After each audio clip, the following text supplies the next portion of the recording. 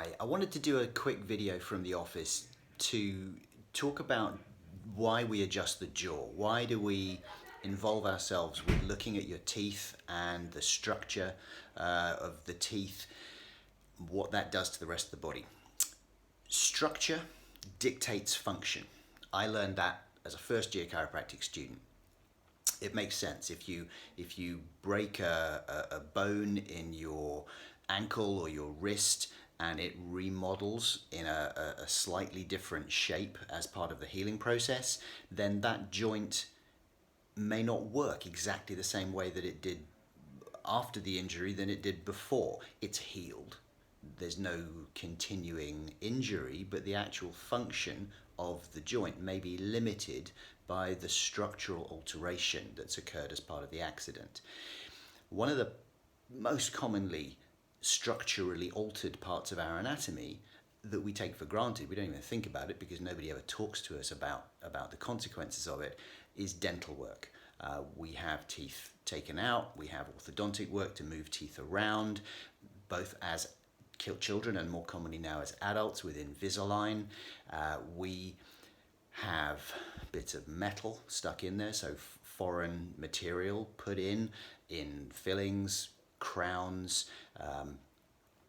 bridge work, or implants. All of these things are structural alterations to a very, very sensitive part of our anatomy. It's the second most densely populated area in our body, second only to our fingertips for little sensory fibers, and that's our teeth. That's why as babies, if we want to know what something feels like, first of all, we touch it, and then the next place it goes, we stuff it in our mouth. Full sensory experience.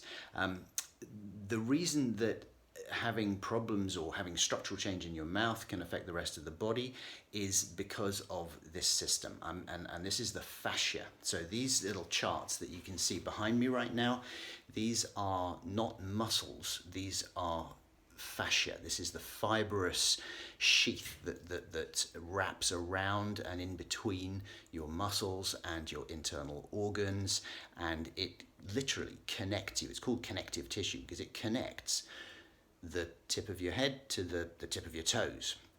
And these are examples of chains of connected soft tissue. And I just want to show you this one here. I'm going to just try and come in. I know you're getting some glare on from the lights, but this is what's called the deep front line.